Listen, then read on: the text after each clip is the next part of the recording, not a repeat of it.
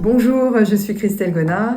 Bienvenue dans ce webinaire numéro 4 consacré à l'écriture de la Bible dans le cadre du dispositif Écris ta série.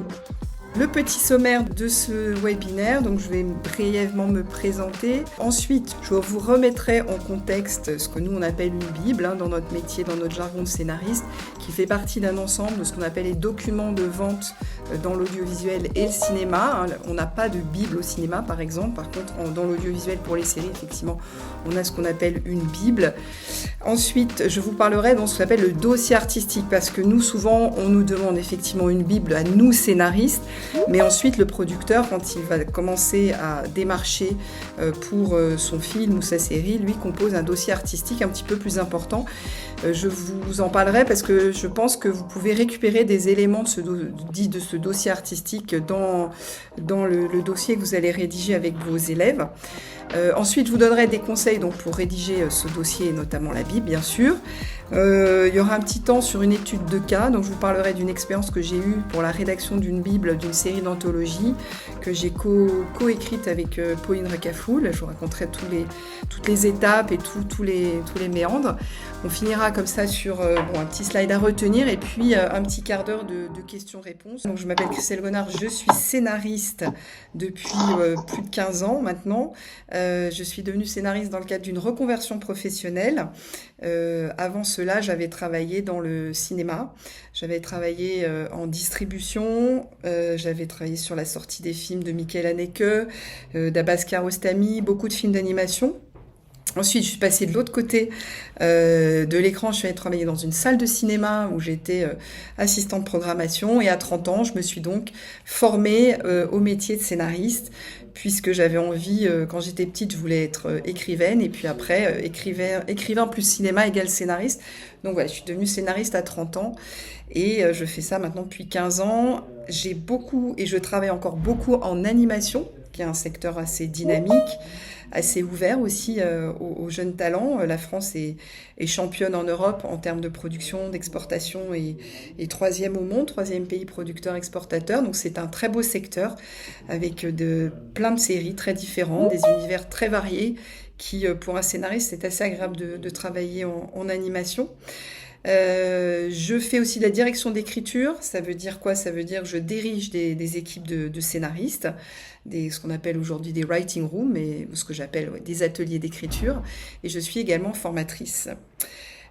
Quelques références de ce que j'ai pu écrire. Alors j'ai dirigé l'écriture de la série Le Petit Prince pour France Télévisions en animation, de Heidi pour TF1, d'une série à vocation philosophique pour les enfants qui s'appelle Mille et Mille Questions.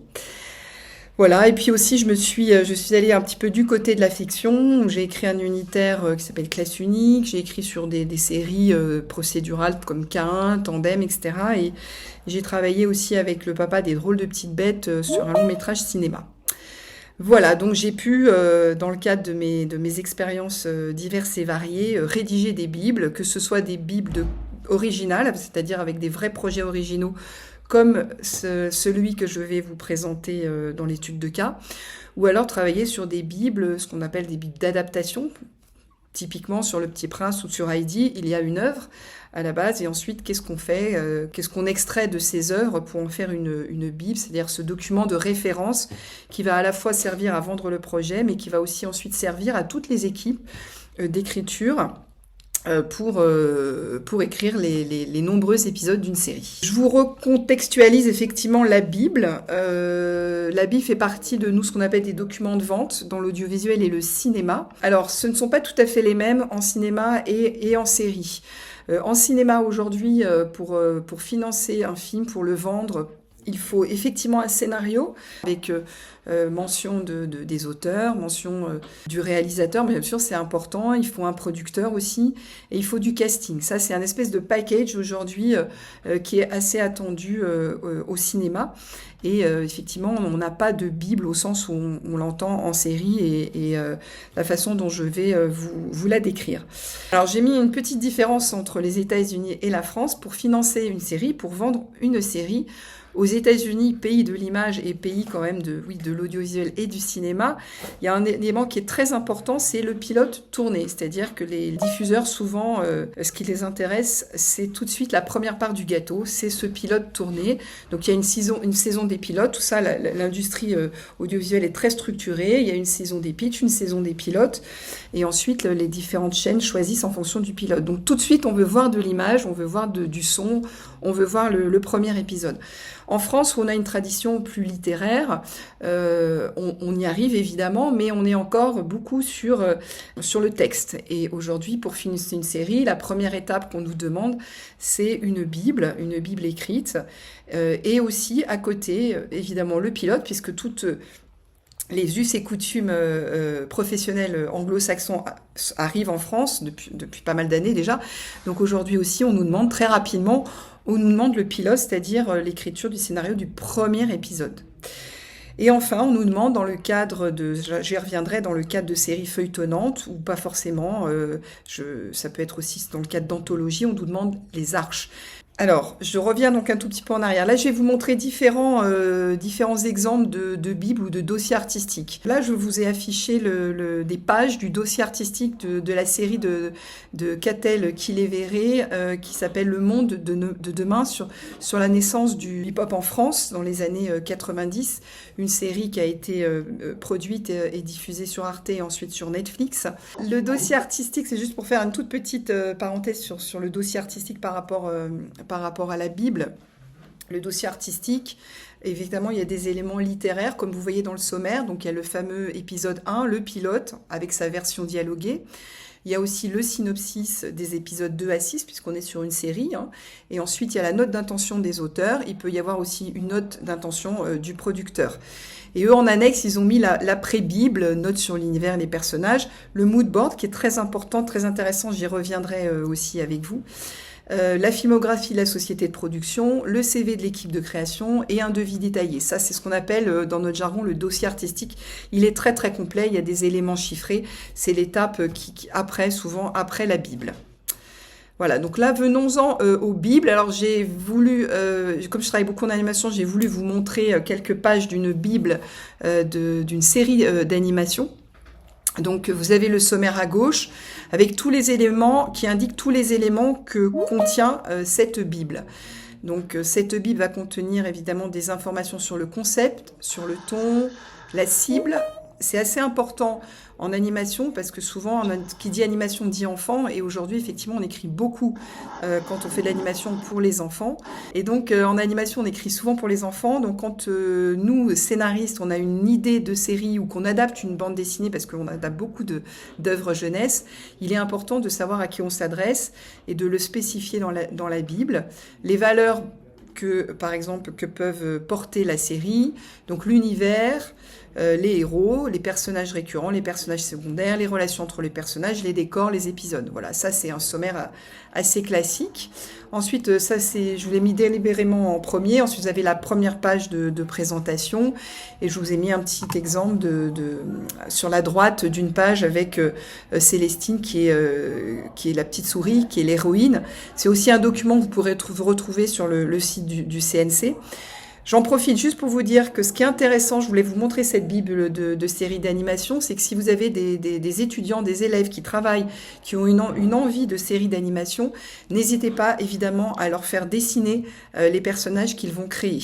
Il y a sûrement parmi les élèves, il y en a sûrement qui dessinent, qui croquent, ça j'en suis absolument sûre et certaine. Et donc, c'est une bonne façon de les impliquer. Et puis, de toute façon, ce seront des éléments qui seront assez importants. En tous les cas, nous, ils sont importants, même quand on est sur une création originale, s'il n'y a pas de bande dessinée avant, c'est extrêmement important d'avoir ces éléments graphiques. Et pour la série fiction, on appelle ça un mood board, c'est-à-dire des photos qui vont donner une ambiance de la série. Et comme vous avez pu le voir là sur les films du Bélier, avec cette photo qui donne tout de suite un ton sur la série. Aux États-Unis, on est moins sur des bibles, on est plus sur des documents de vente. Donc là, je vous ai mis un document de vente de la série Stranger Things. Moi, je la trouve super parce qu'en fait, en termes d'habillage, en termes graphiques, ils sont allés chercher des références très années 80 avec des affiches de films très référencées qu'ils citent d'ailleurs. Voilà, sur un papier un petit peu jauni. Voilà, c'est pour vous donner un petit peu une idée. Sachez que c'est un document certes écrit et littéraire, la Bible, mais c'est vraiment quelque chose qui doit donner envie. Donc, autant que le paquet cadeau soit sympathique, soit joli. Donc là, je reviendrai sur l'arc, le genre, le ton et le personnage principal. Il n'y a pas que ça, mais bon, je vous ai mis des éléments qui sont évidemment très importants. Venons-en maintenant au vif du sujet, donc la Bible. Alors nous, scénaristes français aujourd'hui, contractuellement, quand on nous commande une Bible, on ne nous commande pas le pilote et on ne nous commande pas les arches narratives qui vont avec. On nous commande un document où on va présenter le ton, le format, le genre à qui on s'adresse, on va mettre un mood board, on va mettre des images. Ensuite, il y aura évidemment les ingrédients principaux qui sont les personnages, l'arène, ça, personnage arène, vous avez eu effectivement deux webinaires là-dessus qui sont quand même au cœur du réacteur des séries, hein, puisqu'ils peuvent tout à fait les personnages tirent une série, les arènes aussi, et on peut mettre aussi quelques pitchs d'épisodes quand on est sur des séries qui sont non feuilletonnantes. Ensuite, un élément qui est assez important, que souvent on lit tout de suite, c'est évidemment la note d'intention des auteurs. Alors, en l'architecture, il y a plusieurs méthodes, mais moi, j'aime bien le why me, why now et how. Pourquoi moi? Pourquoi j'ai envie de cette série? Pourquoi maintenant? En quoi elle est d'actualité? Ou en quoi, si c'est un fait divers qui s'est passé il y a 30 ans, en quoi il résonne aujourd'hui? Et how, c'est-à-dire comment je vais traiter ce fait divers, sous quelle forme, par quel personnage je vais rentrer dans la série, etc. Quelle place je vais donner aux personnages principaux? Enfin, voilà, la façon dont je vais traiter ce sujet. Et donc, ensuite, on nous commande, quand on a posé cette Bible ou pré-Bible, on nous commande un pilote, c'est-à-dire, le pilote, c'est la première part du gâteau, c'est-à-dire, c'est là où vraiment on exerce, nous, notre métier de scénariste, qui est de structurer un récit en séquence et en le dialoguant. Pour nous, c'est vraiment là, effectivement, où on applique notre expertise. Et on peut nous commander aussi donc les arches d'épisodes. En fait, les arches, c'est le pilote, c'est vous rentrez au restaurant, voilà, vous avez vu le menu, vous avez envie, vous rentrez, et les arches, soit le résumé des épisodes ou des personnages, ça, eh bien, vous allez goûter à tous les plats du début jusqu'à la fin. Et c'est ça qu'il faut poser dans les arches. C'est-à-dire, il faut avoir cette vue globale de la série, du premier épisode jusqu'à la fin. C'est une vue d'ensemble du menu et si c'est bien écrit, les gens vont avoir envie de goûter à tous les plats, entrée, plat, dessert, café, etc. Maintenant, je vais être très concrète parce que je sais que c'est un gros moment avec vos élèves, avec les participants, parce que c'est de l'écrit, parce que ça peut être effectivement assez lourd. On a rêvé une série, on a échangé, on en a beaucoup parlé, puis là, il faut passer à l'écrit. Alors moi, ce que je pourrais vous donner comme conseil, c'est de faire plusieurs groupes, de répartir vos participants en plusieurs groupes. Il y en a un un groupe pourrait se consacrer à la Bible, c'est-à-dire avec la présentation, les éléments que je vous ai donnés, d'autres sur les personnages, d'autres sur les arènes et notes d'intention avec des sous-groupes. Il pourrait y avoir aussi un groupe qui se focalise sur le pilote, évidemment quand vous êtes bien entendu sur ce que vous voulez raconter, écrire et montrer dans le pilote. Et il pourrait y avoir aussi un groupe arche qui travaillerait sur justement cette vision d'ensemble de la série. Alors maintenant, donc, vous voyez, je vais vous détailler tous ces éléments-là que vous êtes amenés à faire rédiger à vos élèves. Alors, pour la présentation, évidemment, il faut un titre et une logline. Le titre, il faut qu'il soit court, qu'on puisse bien s'en souvenir et facile à retenir. La logline, c'est pareil, hein, c'est cet petit élément accrocheur qui donne envie de voir. Par exemple, je prends la logline de E.T., le film E.T., qu'on connaît tous. La logline, c'est il habite à 3 millions d'années-lumière de chez lui et il voudrait rentrer à la maison parce qu'il est seul. Vous voyez, c'est une petite phrase très très courte comme ça qui doit accrocher. Ensuite, le format, c'est important. Combien d'épisodes vos élèves envisagent de faire? Est-ce que ça feuilletonne? Est-ce que ça feuilletonne pas? Ensuite, le genre, c'est très important pour savoir tout de suite à quel genre on va avoir affaire. C'est de la comédie, du fantastique, de l'historique, du médical, du thriller, de la jeunesse. Ensuite, le pitch. Donc, alors un pitch, oui, ça peut être l'arc narratif du personnage principal, qui est résumé en 2 ou 3 phrases assez punchy. Je vous donnerai des exemples après.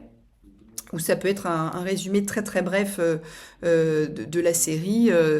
Si c'est par exemple une anthologie, quand c'est une anthologie, tous les épisodes sont différents les uns des autres, donc on n'a pas forcément un personnage. On n'est pas caractère driven, c'est-à-dire la série n'est pas tirée par un personnage, mais elle peut être tirée par un thème. Le thème de l'effondrement, ça peut être le thème des nouvelles technologies avec Black Mirror par exemple. Chaque épisode est indépendant, mais chaque épisode traite de l'influence des nouvelles technologies sur la vie de chacun. Et ensuite, alors ça c'est important, le dernier gros pavé là, c'est assez important parce que on l'oublie souvent, on est un peu scolaire, on écrit, mais il ne faut pas oublier que voilà, la série c'est une promesse d'une œuvre audiovisuelle. Donc le mood board est très très important, c'est-à-dire que si vous avez des lycéens qui ont envie de faire une série qui se passe dans un supermarché, envoyez-les faire des photos au supermarché ou vous faites-les récupérer des photos sur Internet d'un supermarché. Ou il y en a même certains qui maîtrisent déjà l'intelligence artificielle comme Midjourney. Ils peuvent prompter pour obtenir peut-être le supermarché de leur rêve. Des articles de journaux, si par exemple c'est un sujet qui est d'actualité et qui est inspiré par de la presse, n'hésitez pas, c'est toujours intéressant. Nous, par exemple, les producteurs, ça les rassure parce qu'ils se disent « Ah, il y a une actualité, donc pourquoi pas le traiter en fiction ?» Alors, le lien avec un teaser, ça c'est si après si vous avez même envie, hein, si par exemple il y a 2, 3 lycéens qui sont assez comédiens dans l'âme et que tout de suite qui pourraient vendre le truc comme ça, les enregistrer, les filmer et puis mettre le lien dans la Bible, pourquoi pas, hein, tout est permis.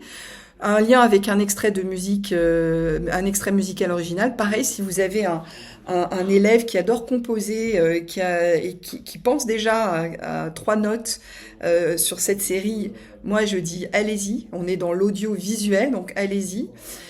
Vous pouvez les faire travailler sur l'affiche de la série, ça c'est hyper intéressant. Voilà, avec le titre, la logline.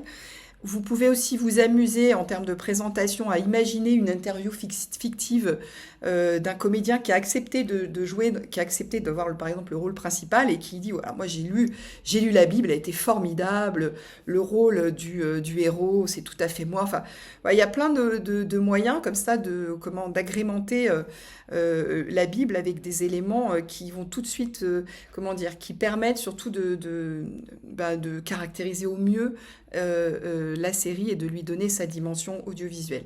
Pareil, storyboard, si vous avez pareil, ce que je disais tout à l'heure, des élèves qui adorent dessiner, ils peuvent très bien storyboarder la première séquence du pilote, pourquoi pas. Et les propositions graphiques si c'est une série d'animation. Ensuite, alors le cœur du réacteur, les personnages et l'arène. Alors bon, il y a eu 2 webinaires là-dessus. Je vais pas passer trop de temps dessus. Je vais pas y revenir, mais je vais quand même rappeler des fondamentaux sur l'écriture des personnages. Alors les personnages, c'est surtout pas une biographie quand vous écrivez les fiches personnages, surtout pas. Tout ce que vous mettez dans la fiche personnage, ce sont des éléments qui potentiellement doivent servir, vont être utilisés dans la série. C'est-à-dire que ça sert à rien d'indiquer par exemple qu'un personnage est végétarien si on s'en sert pas. Par contre, si par exemple on imagine que le début de la série, son père qui tient une boucherie clams et d'un seul coup il faut quelqu'un pour récupérer la boucherie, lui qui est végétarien, le fils, est-ce qu'il y va, est-ce qu'il y va pas, tout de suite on a une promesse de conflit. Donc quand vous caractérisez vos personnages, il faut que ça serve dans la série, il faut que ce soit signifiant et que cela serve. Donc les points forts et les points faibles, voilà, ce sont des points qui doivent servir aussi la série. Ce qui peut être important, c'est pareil, c'est son rapport au thème et aux valeurs qui vont être traitées. Si la série traite d'argent, de réussite, de la famille, c'est de connaître lui, son positionnement par rapport à ces thèmes. Et puis aussi ses alliés, son mentor, ses ennemis, ça c'est classique mais c'est important. Et les relations avec les autres personnages, ça je vais vous montrer des propositions de présentation. Voilà, en général, une fiche personnage ne doit pas dépasser 1 page. L'arène, pareil, si vous pouvez en faire des photos, si c'est une arène quotidienne assez proche des lycéens, allez-y. Indiquez bien toutes les promesses dramaturgiques qu'elle peut générer. Je reprends l'exemple d'un supermarché. Dans un supermarché, bon ben voilà, il y a un règlement intérieur, il y a des clients, il y a des normes d'hygiène, il peut y avoir une panne de courant, enfin il peut y avoir plein d'événements propres à cette arène qui peuvent amener des intrigues d'épisodes. C'est formidable les arènes quand on commence à réfléchir dessus. Moi j'aime bien travailler sur les arènes parce que c'est des petits univers en soi et voilà, il y a plein de choses à exploiter. Et donc la promesse cinématographique de l'arène, en quoi elle est singulière, en quoi on l'a vue, pas vue, en quoi elle peut faire écho aussi à la thématique d'un épisode. Bon, par exemple, c'est vrai qu'une discothèque, moi je pense à ça parce qu'une discothèque, voilà, c'est un lieu où on danse, où les corps bougent, et c'est des fois un lieu où on ne s'entend pas trop. Donc si on a un épisode sur le thème de l'incompréhension, voilà, là, peut-être que la discothèque, si c'est même le thème, ça peut être même le thème de la série, la discothèque c'est pas mal parce qu'à la fois on se comprend, mais sans se parler, on danse, enfin... Voilà, vous voyez ce que je veux dire. Et voilà, donc ça c'est pour les personnages et la reine. Je vous mets une petite astuce de présentation au niveau des personnages. Alors, moi ce que j'appelle la constellation relationnelle, c'est en fait relier les personnages principaux les uns aux autres. Et sur les petites flèches qui les lient, indiquer la nature de leurs relations, amitié, amour, haine, indifférence, inimitié. Je vous assure que quand moi je lis des Bibles, quand j'ai ces petits schémas, ouais, c'est quand même beaucoup plus facile. Je passe à l'arbre généalogique. Vous avez beaucoup de séries dites familiales, où on a des familles. Là aussi, faites un arbre généalogique, un peu rigolo, pourquoi pas. Je pense par exemple à Six Feet Under, une des séries que j'adore, sur cette famille de croque-morts. Voilà, donc un arbre généalogique qui peut même être dynamique. Si vous êtes par exemple dans des séries ou procédurales, des séries de métiers professionnels où il y a une hiérarchie, que ce soit, ou alors par exemple des séries polars ou des séries ou même une série médicale, vous pouvez aussi faire un petit schéma en pyramide avec le chef, les seconds, les sous-chefs, etc. Vous n'hésitez pas. Et puis au centre, j'ai mis la lettre et le journal intime. Alors ça, moi, je l'utilise des fois pas mal. C'est-à-dire, je fais parler mes personnages plutôt que de faire la fiche classique. J'imagine, par exemple, là, j'avais une série sur les années 70 sur des femmes militantes. Et j'avais imaginé présenter une militante plutôt que de moi écrire qui elle était, de la faire écrire une lettre à sa fille, parce qu'elle s'était pas beaucoup occupée de sa fille, parce qu'elle avait beaucoup milité. Et donc, elle écrivait une lettre à sa fille expliquant voilà, pourquoi elle l'avait abandonnée, plus ou moins, qu'est-ce qu'elle avait réussi dans son combat, qu'est-ce qu'elle avait réussi à obtenir, etc. Et ça faisait office de fiche personnage. Ça peut être aussi le journal intime. Voilà, en tous les cas, il y a des façons, si vous voulez, de présenter les personnages et les relations, les interrelations entre eux. Il y a plusieurs façons de les présenter qui peuvent être un peu plus dynamiques que à la fin. Alors oui, ce personnage n'aime pas trop machin mais par contre, il est ami avec. Voilà, la constellation relationnelle, ça marche plutôt bien et c'est rigolo à faire en plus. Alors, la note d'intention. Donc, très très important, la note d'intention.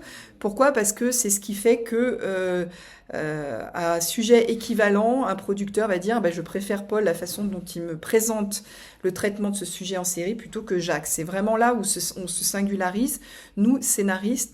Et moi, en général, on peut l'articuler comme ça. C'est un peu une méthode anglo-saxonne, en répondant à ces 3 questions. Pourquoi vos élèves ont envie d'écrire cette série et de quoi parle-t-elle? Ensuite, why now? En quoi la série est d'actualité?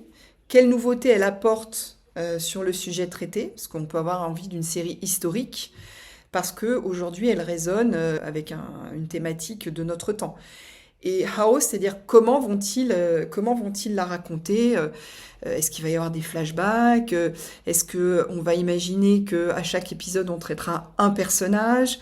Enfin, il y a plein de façons de raconter par quel personnage on va rentrer dans la série, par quel personnage on en sort, etc.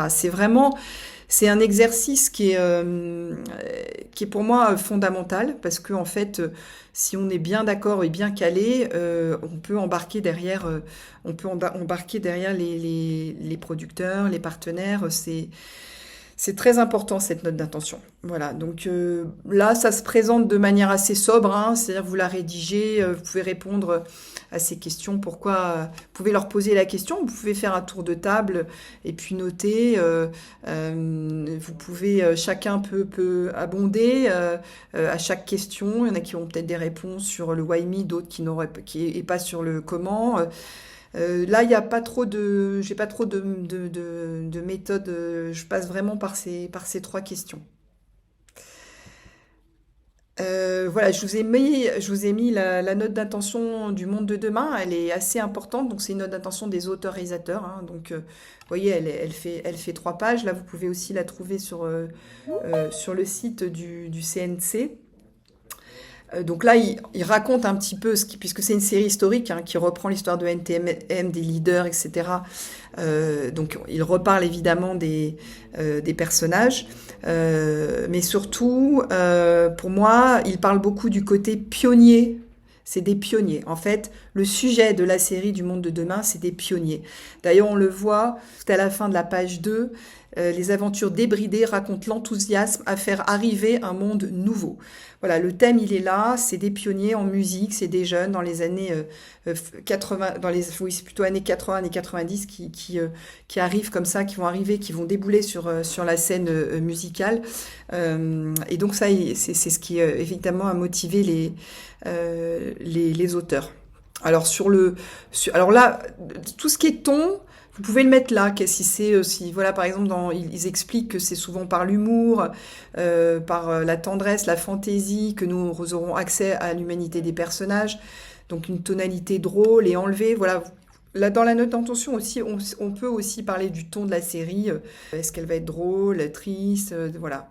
Ça, c'était la note d'intention du monde de demain. Le pilote, c'est vraiment ce qui donne envie de regarder la suite. Après le pilote, on sait si on va regarder la suite ou pas. C'est vraiment ce que je disais, c'est la première part du gâteau. Est-ce qu'on en reprend ou pas après? Donc c'est extrêmement important de travailler ce pilote. Là, je vous ai mis 3 éléments importants à retrouver. Alors, libre à vous après avec vos élèves, mais moi j'aime bien ouvrir en falaise le pilote. Ça veut dire quoi? Ça veut dire ouvrir sur quelque chose d'inattendu, d'assez fort.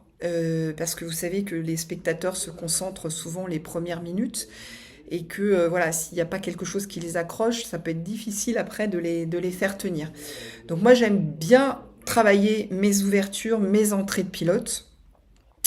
Ensuite, je vous donne un exemple d'une ouverture en falaise. Par exemple, Breaking Bad, parce que tout le monde l'a vu, et puis elle est quand même assez emblématique sur ces ouvertures de pilotes, et d'ailleurs d'épisodes de manière générale. L'ouverture de la série, c'est quand même 2 hommes en slip, dans le désert, dans une caravane, il fait hyper chaud, et on ne sait pas ce qu'ils fabriquent. Et après, on va découvrir que ce sont un professeur et son élève qui sont en train de fabriquer de la méthamphétamine.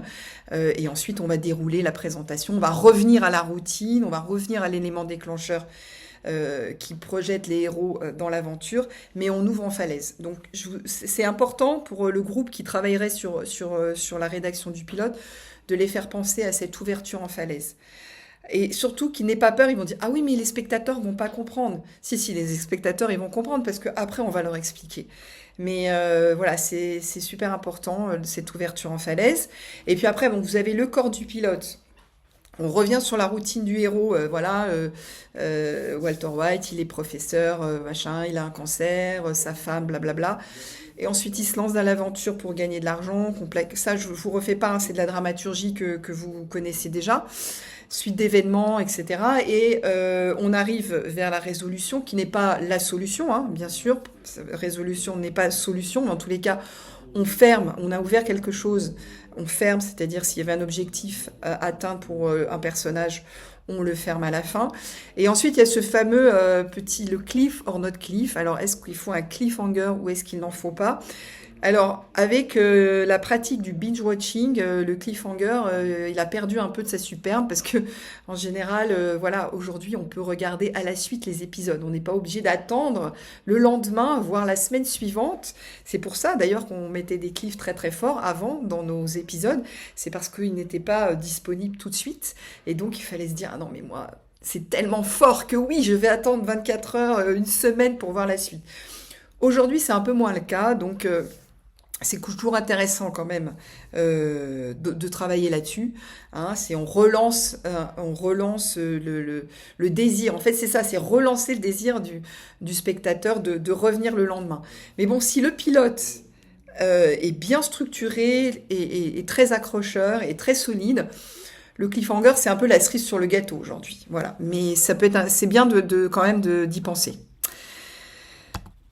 Alors les arches pour moi regrouperaient la vision globale de la série et que ça peut être à travers la trajectoire d'un ou plusieurs personnages. Ça peut être la trajectoire, alors c'est pas la trajectoire, mais le résumé de toutes les intrigues d'une saison. Quand je dis intrigue, c'est pas les personnages. Une intrigue, c'est par exemple l'avenir d'un service, d'un bureau qui peut-être qui va fermer, peut-être qui va pas fermer. Comment on va faire courir l'intrigue de l'avenir de ce bureau, de l'avenir de ce service dans l'entreprise tout au long de la série. Ça, c'est par exemple une intrigue qui n'est pas liée à un personnage. Ou alors, vous avez aussi ce qu'on met dans les arches pour nous scénaristes, dans cette définition commune qu'on a avec les producteurs, c'est le résumé d'un nombre défini d'épisodes. Je prends l'exemple de l'anthologie, où ce n'est pas feuilletonnant, donc chaque épisode est séparé, ils sont tous réunis par un même thème.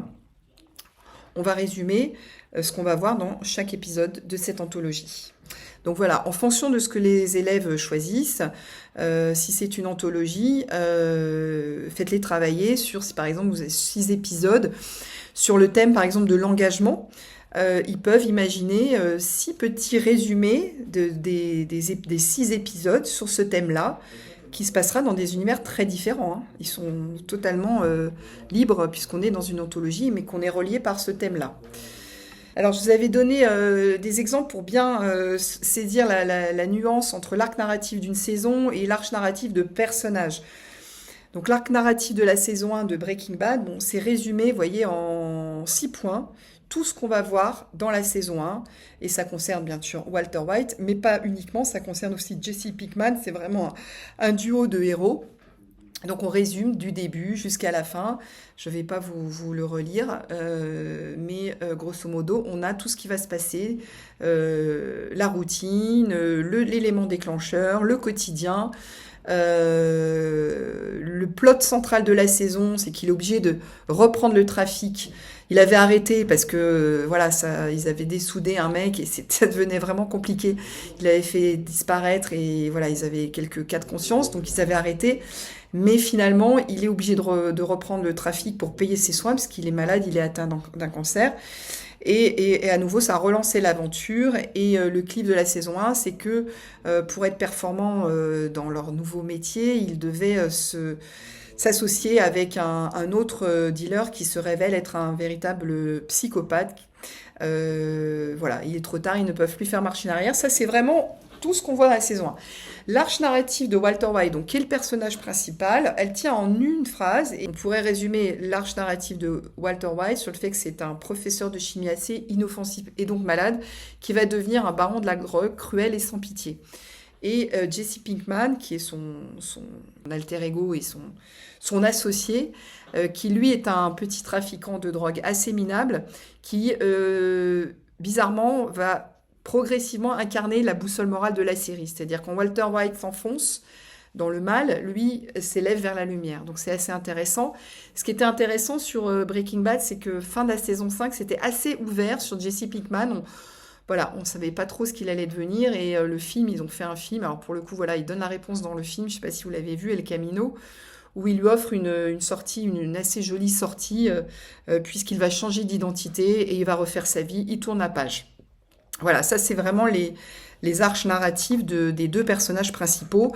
C'est important de les poser, de partir, savoir d'où on part, vous voyez les petits icônes que je vous ai mis et où on va. Et ensuite, quand c'est une anthologie, de pouvoir résumer tous les épisodes de la série. Je vous présente la série qui est une anthologie de 6 fois 52 minutes qui s'appelle Le Juré. Nous avions donc trouvé un producteur qui est la compagnie des phares et balises. Donc là, pareil, vous avez le titre, Le Juré.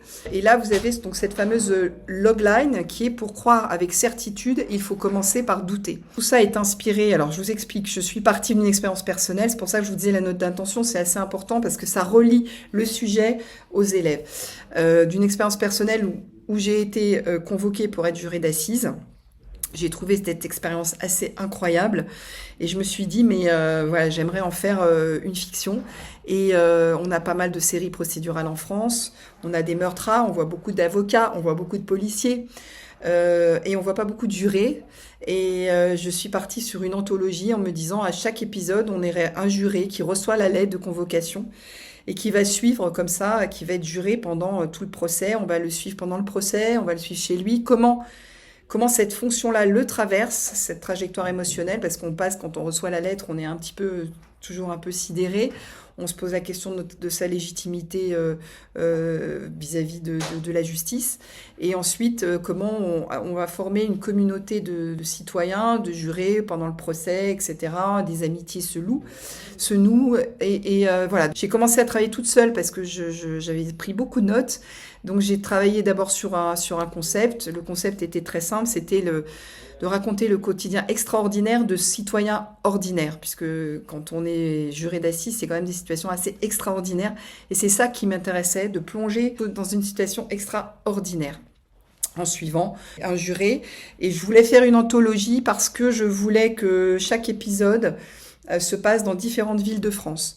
Pourquoi ? Parce que quand j'avais discuté avec la présidente du tribunal à Paris, elle m'avait dit les couleurs régionales donnent des fois des verdicts différents et c'était intéressant. Et puis il y avait des affaires différentes en fonction des régions. Et c'est pour ça que je voulais vraiment qu'on se balade dans des villes différentes. L'argument, c'est un peu ce que j'appelle l'argument, c'est une espèce d'argument de vente. C'est pourquoi elle est d'actualité et pourquoi il faut la faire. Eh bien, l'argument, c'était de dire que quand j'ai été jurée d'assises, autour de moi, j'ai commencé à en parler. Et j'ai des gens qui m'ont dit « Ah, mais moi aussi, j'ai été jurée d'assises. Ah, mais moi aussi, mon père a été juré d'assises. » Donc, je me suis aperçue qu'en fait, autour de nous, il y avait des jurés, qu'on n'en parlait pas. Alors, on a le secret d'instruction qui nous empêche d'en parler. Mais voilà, ça concerne 20 000 citoyens par an. Alors, vous allez me dire, c'est pas énormément. Les chaînes nous disent des fois, oui, il faudrait que ça concerne tout le monde. Mais moi, je trouvais que c'était intéressant et que c'était aussi une façon de rentrer dans le monde judiciaire par une autre porte, par la porte de la société civile plutôt que par celle des procureurs, les avocats ou avec les policiers qui avant traitent l'affaire. Donc voilà, la note d'intention, elle est très personnelle, évidemment. J'explique que j'ai été jurée en 2004. J'explique ce qui m'a traversé, comment j'ai vécu tout ça. J'explique même, je donne des détails un petit peu sur les affaires sans jamais évidemment citer les noms. Là, c'était en 2004, il y avait presque prescription. Et ensuite, donc j'attaque. Donc c'est une anthologie. Donc qui dit anthologie, il fallait. Alors là, je vous ai pas mis tous les pitchs d'épisodes, mais grosso modo, c'était 6 x 52, donc il me fallait 6 pitchs. Voilà, donc le premier s'appelle Entre les lignes. Et ensuite, j'ai fait le synopsis du premier épisode. Et là, j'ai créé avec Pauline Rocafoul. C'est un synopsis d'une dizaine de pages sur l'épisode pilote, le premier épisode. Voilà, la productrice ne nous a pas demandé d'aller jusqu'à la continuité dialoguée. Dans la mesure où ce que je vous expliquais, c'est que logiquement, le pilote doit faire l'objet d'un contrat séparé de la Bible, et que là, voilà, il aurait fallu faire un autre contrat. Voilà, ce projet a beaucoup plu, mais son caractère, son format, c'est-à-dire l'anthologie, a soulevé beaucoup de questions, des questions très purement financière en fait. C'est-à-dire que les chaînes nous ont dit oui mais alors ça veut dire qu'à chaque épisode on aura un nouveau tribunal, des nouveaux personnages. Et donc, en termes de fidélisation, on n'aura pas un personnage principal, un flic ou un avocat qu'on va suivre pendant les 6 épisodes. Donc, on va peut-être... Voilà, c'était le bémol, c'est que ça pouvait coûter cher et puis qu'il n'y avait pas de héros quoi, on allait suivre. S'il y avait 4 éléments à retenir quand vous allez travailler avec vos élèves sur la rédaction de la Bible, donc c'est pas une thèse sur la série, hein, ne faites pas un document de 60 pages. Mettez des éléments qui doivent donner envie de voir la série, tous ces éléments dont je vous ai parlé, ces éléments audiovisuels. Ensuite, parce que c'est une promesse de récit audiovisuel, et puis en termes de travail avec vos élèves, peut-être qu'une répartition du travail serait la bienvenue, parce que c'est quand même important et que c'est difficile d'être 20, 30 à écrire tous la même chose. Mais ça, vous l'avez peut-être déjà expérimenté, et peut-être d'ailleurs vous pourrez faire partager tous les autres participants sur vos expériences. Doit-on écrire le pilote en entier ? Alors, Là, Virginie, je te laisse, voilà, je te repasse la main. Oui, là-dessus, on va être sur une partie. Enfin, vous pouvez écrire et présenter le pilote en entier, bien sûr, mais on est vraiment sur une partie. Ce que vous pouvez faire, l'idée étant vraiment de travailler la matière scénaristique, donc 1 à 2 pages suffisent amplement. Alors moi, ce que j'aime bien faire dans mes bibles, c'est écrire les premières images de la série. Quand je vous parlais d'ouverture en falaise, c'est extrêmement important de les inviter à fermer les yeux et à se projeter. Voilà, vous allumez votre écran, vous allez regarder la série X. Quelles sont les premières images que vous voulez montrer aux spectateurs ? Et de les écrire, et donc après, peut-être naturellement peut arriver comme ça une scène avec des dialogues. Alors, si vous avez la possibilité de faire quand même un résumé, je pense, Virginie, c'est pas mal, évidemment, du premier épisode, mais c'est quand même un gros travail. Hein. Nous, on met, des fois, on met 1 an et demi à écrire une Bible, des arches. Donc voilà, c'est pour ça que ce que dit Virginie est important. C'est donner envie, en fait. Voilà, c'est vraiment donner envie. Et ça peut commencer par la scène d'ouverture, une scène importante. Si par exemple dans ce pilote, tout de suite il projette une séquence avec un dialogue où il y a une confrontation, où il y a une révélation d'un secret, vous pouvez les faire travailler sur la dialoguer sur cette scène, pourquoi pas. Alors une Bible représente en moyenne combien de pages ? Alors une Bible, ça doit pas être trop gros, contrairement à ce qu'on croit. Parce que aujourd'hui, c'est ce que je vous disais, nous, les producteurs, en fait, quand c'est trop gros, ils ne vont pas les lire. Donc, quand on va démarcher, c'est des documents qui doivent pas dépasser entre 10 et 15 pages, hein, faut pas aller plus loin. Par contre, ensuite, on aura ce qu'on appelle une Bible technique, c'est-à-dire où on aura beaucoup plus de détails, et c'est une Bible qu'on va distribuer à nos auteurs dans le cadre des Writing Room, quand il va falloir écrire cette fois-ci 6 épisodes, 78 épisodes. Oui, là, il peut y avoir plus de pages. Mais là, c'est pas la peine c'est pas la peine de vous lancer dans une thèse. Hein. Vraiment, vous dites qu'on peut envisager le résumé du pilote. Est-ce à dire que dans le cas du défi, il n'est pas demandé un résumé de tous les épisodes ? Alors Virginie, je te laisse... On ne demande pas forcément un résumé de tous les épisodes. Donc, en fait, la présentation est à votre appréciation. Donc, voilà, on demande des éléments d'arche, on demande un résumé de la série, mais après, on ne demande pas un résumé de l'ensemble des épisodes. Généralement, on est plus sur le résumé du pilote. Après, sur une anthologie, ça peut être des résumés d'une demi-page, hein. Ou même de quelques lignes. Je vous prends l'exemple ils ont décidé ils n'arrivent pas à s'entendre entre eux, mais le thème de l'engagement, voilà, ils se sont entendus sur un thème. Ben, vous pouvez dire, on va faire peut-être une série, ça va être une anthologie. C'est-à-dire, il n'y aura pas de feuilletonnant, mais à chaque épisode, on va traiter le thème de l'engagement. L'engagement, par exemple, dans un club de sport. L'engagement associatif dans un autre épisode. Pourquoi pas ? Et là, vous pouvez leur faire imaginer 6 petites histoires autour de ce thème. Et donc là, pour le coup, il faut les résumer, par contre. Mais sur de la série feuilletonnante, non. Ce serait tellement vous demander d'arriver au bout de faire 6 résumés des 6 épisodes, ce serait très, très compliqué. Par contre, si vous savez où vont vos personnages, ça c'est bien. Après, c'est ce que je dis, c'est la destination, si vous l'avez, c'est bien. Les chemins qu'ils vont emprunter, ils peuvent être divers et variés. Donc là, et c'est là où ça demande en général pour nous beaucoup de travail, les scénaristes. Donc la destination, oui, après les chemins qu'ils empruntent, ce sera pour plus tard. Merci pour votre participation et votre écoute. On se retrouve le mardi 2 avril pour le webinaire numéro 5 consacré à la présentation de vos projets.